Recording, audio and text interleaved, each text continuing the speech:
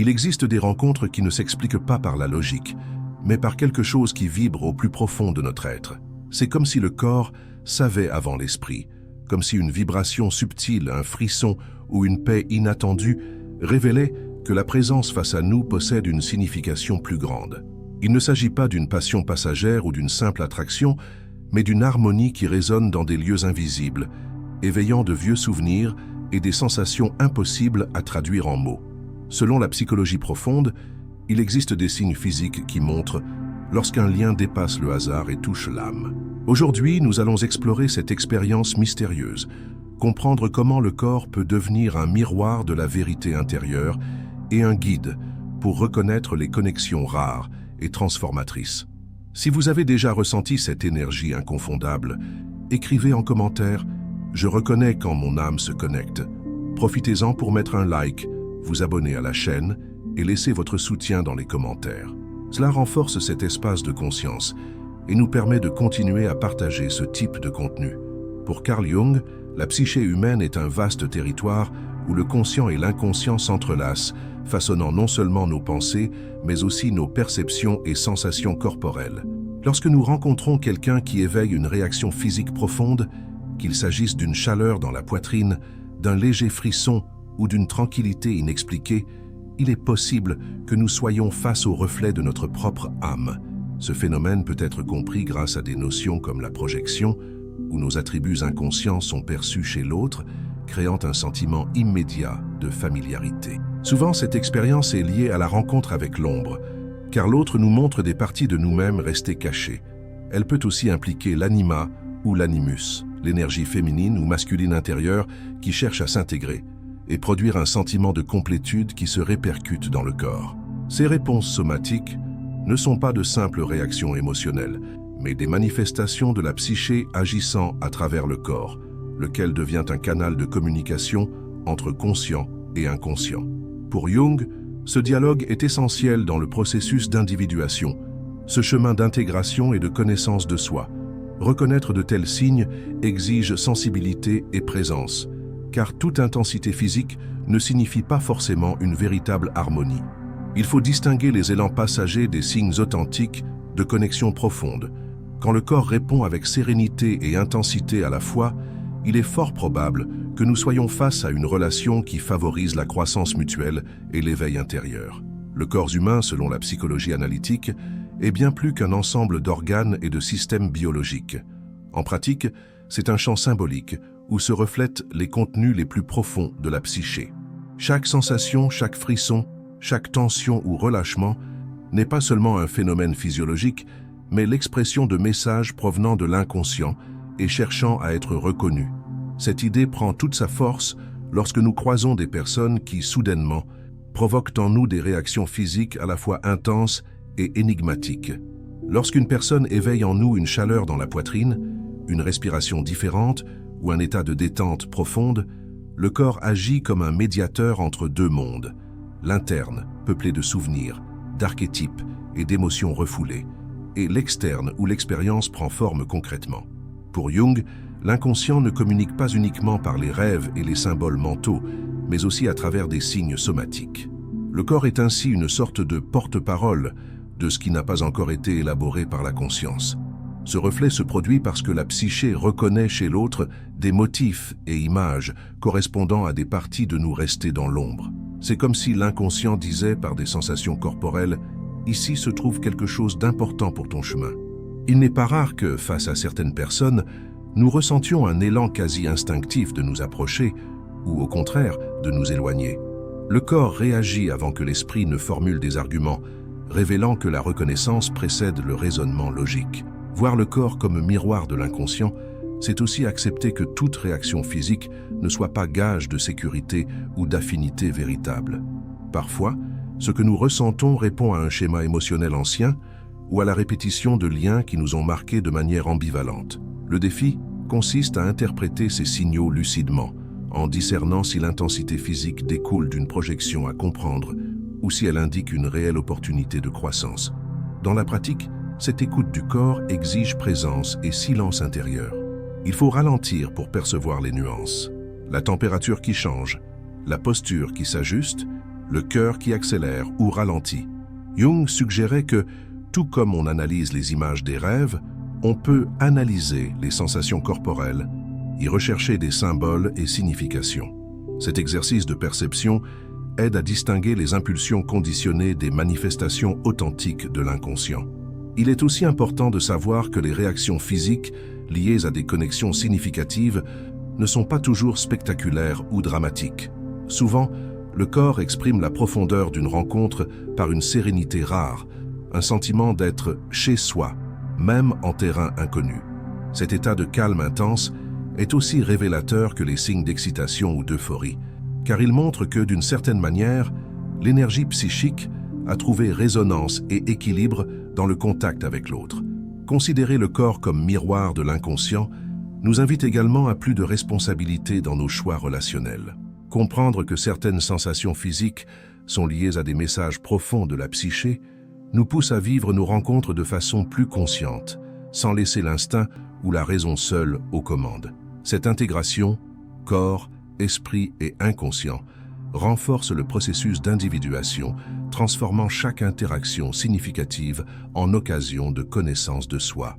En fin de compte, lorsque le corps parle, il nous rappelle que la vérité ne se trouve pas uniquement dans les mots ou les pensées claires, mais aussi dans les signaux subtils que l'on ressent sur la peau, dans le rythme de la respiration et dans l'énergie qui circule entre soi et l'autre.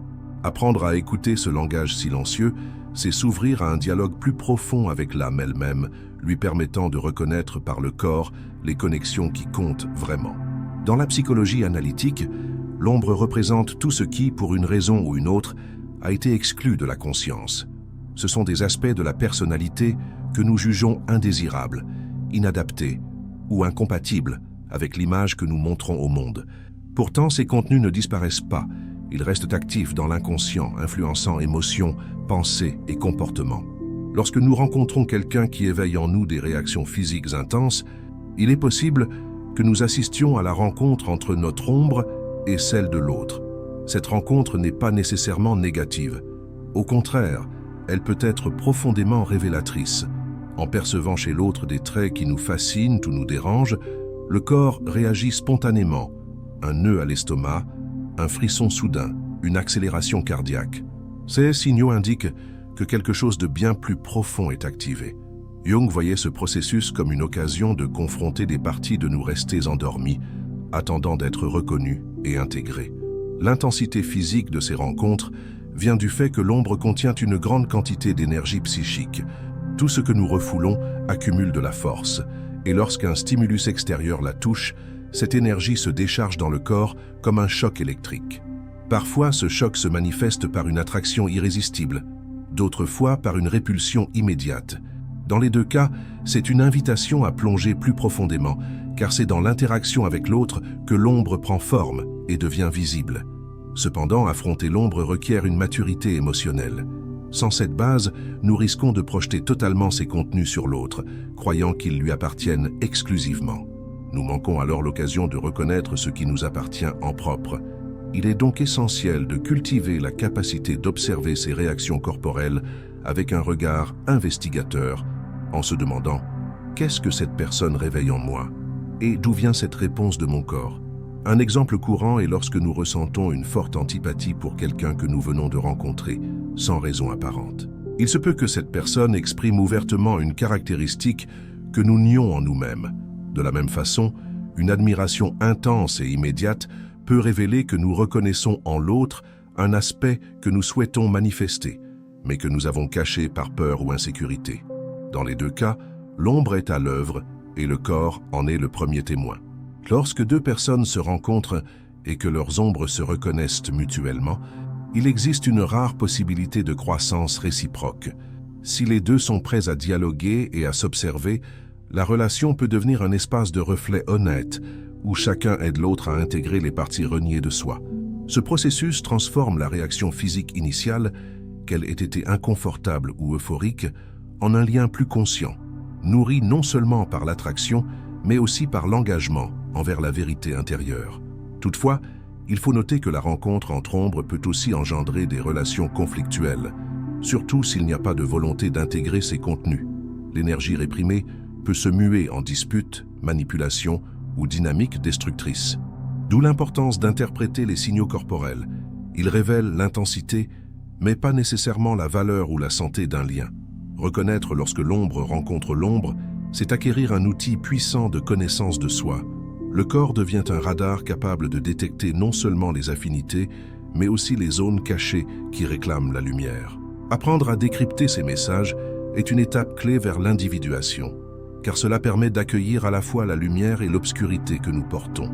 Ainsi, chaque fois qu'une réaction physique intense surgit face à quelqu'un, nous pouvons nous demander « Qu'est-ce que je ressens pour cette personne ?»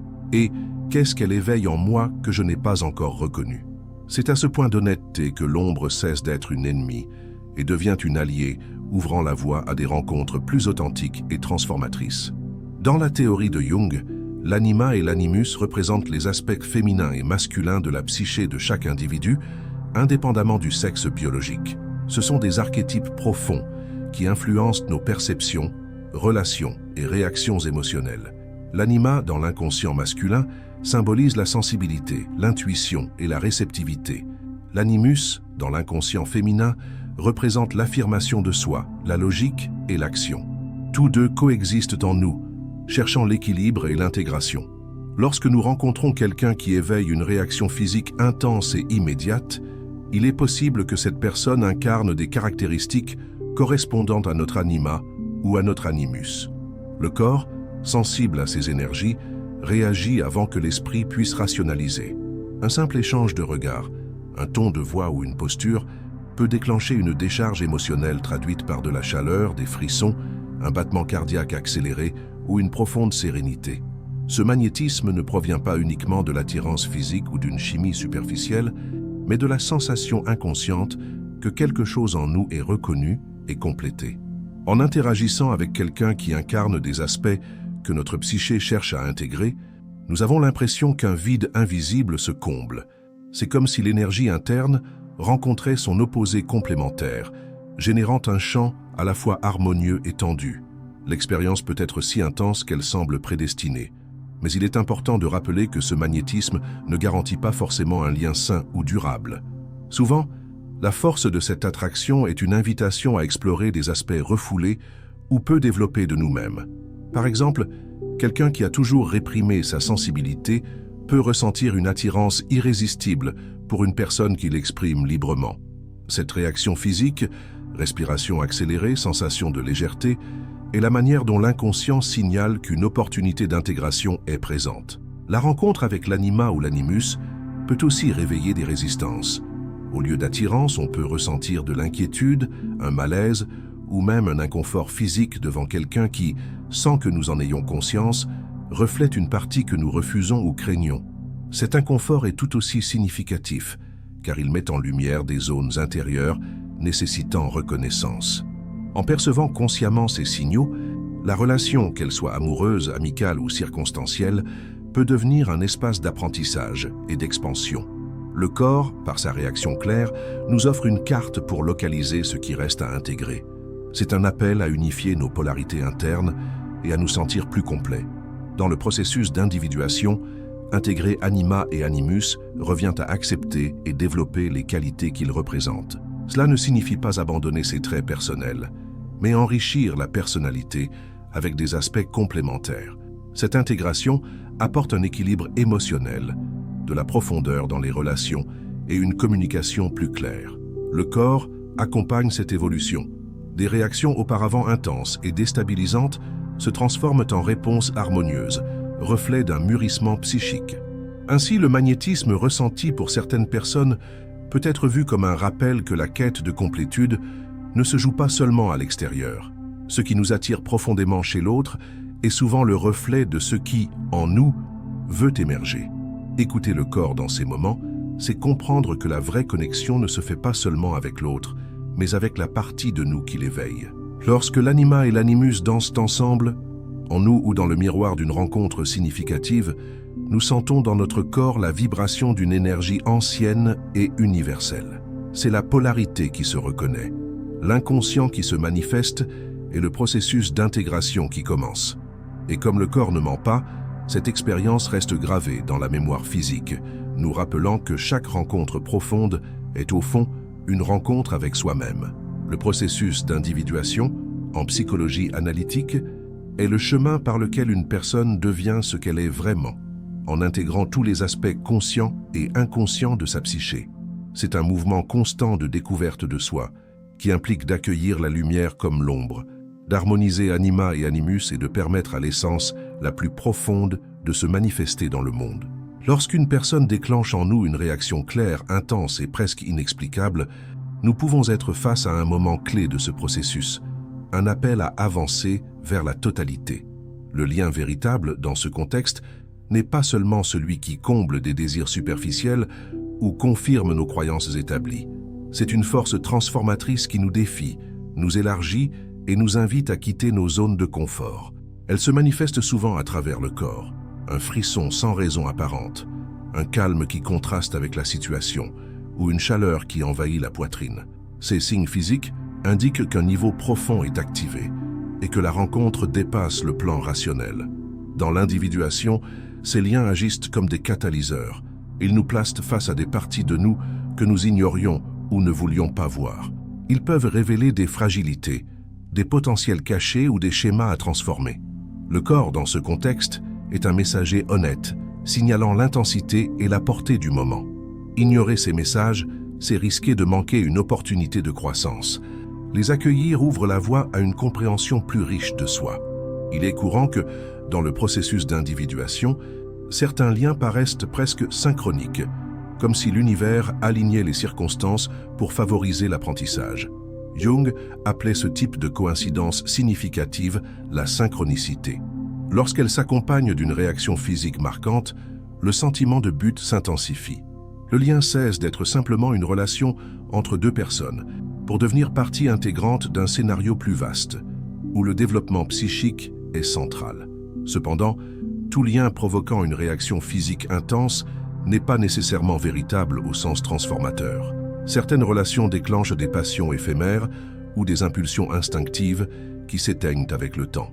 La différence réside dans la profondeur. Un lien authentique conserve sa valeur au-delà de la phase initiale et continue de susciter croissance, compréhension et intégration. Le corps aide à faire cette distinction. Avec le temps, les réactions se transforment en signes d'harmonie, de présence et d'alignement. Sur le chemin de l'individuation, ces liens nous invitent aussi à équilibrer engagement et autonomie. Une connexion authentique ne cherche pas à nous compléter par manque, mais à nous encourager à être entiers pour partager ensuite notre totalité.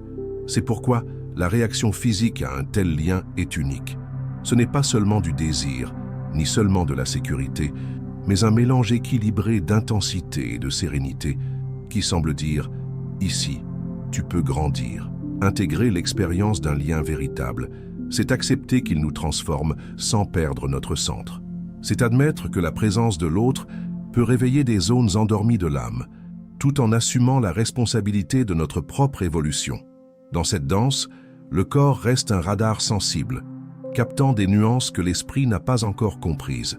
En fin de compte, l'appel du lien véritable est celui de l'individuation elle-même. La rencontre avec l'autre devient, inévitablement, une rencontre avec soi.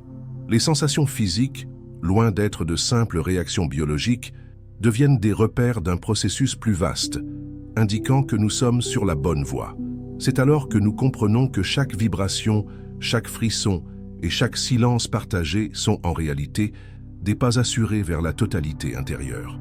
Tout au long de ce parcours, nous avons vu comment le corps devient un allié puissant dans la reconnaissance de connexions qui dépassent la surface. Chaque réaction physique, frisson inattendu, chaleur douce dans la poitrine ou tranquillité suspendant le temps, est une invitation à plonger plus profondément et à comprendre ce que la psyché cherche à révéler. Ces signes ne surgissent pas par hasard. Ils portent le langage silencieux de l'inconscient qui s'exprime à travers l'ombre, les polarités internes et l'appel de l'individuation. En apprenant à interpréter ce langage, nous cessons d'être prisonniers d'impulsions passagères pour vivre des rencontres plus conscientes et transformatrices. Le corps nous montre, clairement et sans mots, lorsque nous sommes face à des expériences capables de nous changer. Reconnaître et accueillir ces moments est une étape essentielle sur le chemin de la connaissance de soi. Et plus nous affinons cette écoute, plus nous sommes prêts à vivre des relations qui nourrissent et élargissent notre essence. Si ce contenu vous a inspiré, abonnez-vous à la chaîne et poursuivez votre voyage de découverte. Regardez aussi la vidéo qui apparaît à l'écran pour approfondir encore cette compréhension et continuer à avancer dans votre processus de transformation personnelle.